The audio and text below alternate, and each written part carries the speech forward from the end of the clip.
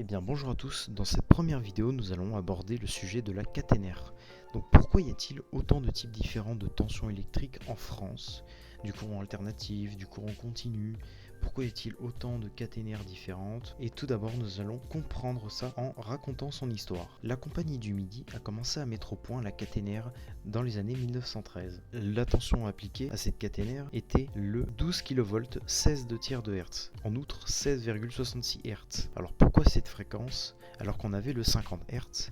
Tout simplement parce qu'à l'époque on ne maîtrisait pas cette fréquence lorsqu'on l'appliquait à des moteurs électriques.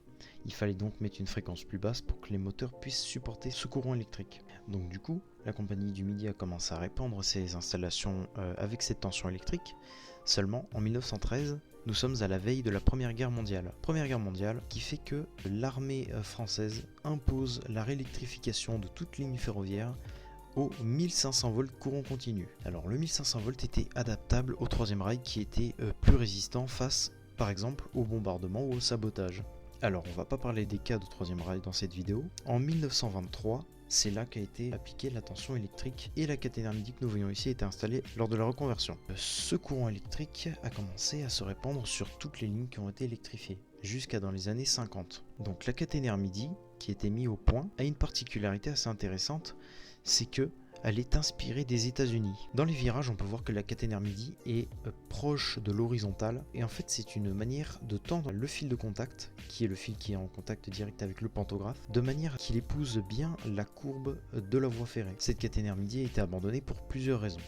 La première, c'est que contrairement à la caténaire polygonale, qui elle, par ses segments droits, balaye le pantographe du train de droite à gauche, la caténaire midi, du fait qu'elle suive l'inclinaison de la voie ferrée, ne fait pas ces balayements, beaucoup moins, ce qui fait que le pantographe s'use beaucoup plus rapidement, et donc c'est pas idéal du tout. Il y a aussi le fait que la caténaire ne possède qu'un seul fil de contact, tandis que la caténaire polygonale en possède deux. Je vais expliquer ça plus tard. Donc ensuite, on a mis au point la caténaire polygonale. Donc pourquoi est-ce que cette caténaire a deux fils de contact? Tout simplement parce que le courant continu est un courant qui fait chauffer extrêmement fort la caténaire lors de forts efforts de traction des locomotives, ce qui fait qu'il fallait renforcer les installations électriques tout bêtement. Donc la caténaire polygonale a été employée par la Compagnie du Paris-Orléans. La particularité du courant continu, c'est que c'est des installations qui coûtent très cher à la mise en service et à l'entretien, dû au fait qu'il y ait beaucoup plus de câbles que la caténaire simplifiée qui était utilisée pour le courant alternatif. Donc le courant alternatif, dans les années 50, a été mis au point, notamment sur la ligne Aix-les-Bains-Annecy dans un premier temps. Ces nombreux points positifs sont que cette dernière ne possède qu'un seul fil de contact, a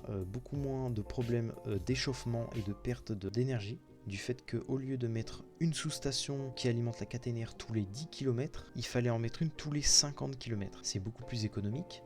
Les consoles, notamment les armements qui sont fixés au poteau qui raccordent directement à la caténaire, sont beaucoup plus légers et souples, ce qui fait que la tension qui en plus fait gagner en souplesse la conduite des trains fait que ces dernières s'est répandue à la place du courant continu, dû au fait que la guerre était terminée à cette époque. Il y a aussi une version donc uniquement avec fil de contact, dû au fait de la légèreté donc de ces installations électriques qui font très peu d'échauffement. Donc il y a la version avec feeder de la caténaire alimentée en 25 000 volts, d'abord employée sur les lignes LGV, mais ensuite sur les lignes classique. Le feeder, donc c'est le câble sur le côté qui est alimenté en moins 25 000 volts, une fréquence opposée à celle de la caténaire, qui fait qu'on a une tension quasiment de 50 000 volts qui n'est pas directement gérée par la locomotive. On a aujourd'hui 10 000 km environ de voies ferrées électrifiées avec ce courant alternatif contre 5 000 au courant continu. Il faut savoir que la France en a marre du courant continu, enfin la SNCF. C'est un courant qui est très cher à mettre en place, qui fait perdre en souplesse les trains qui y circulent. Le problème, c'est que changer toute une caténaire, tous les armements, toutes les sous-stations électriques, ça va revenir très cher. C'est pour ça qu'on a mis au point la caténaire CSRR. La caténaire CSRR, c'est tout simplement, attention ne pas se méprendre, des armements 25 000 volts, mais qui ont une caténaire 1500 volts courant continu.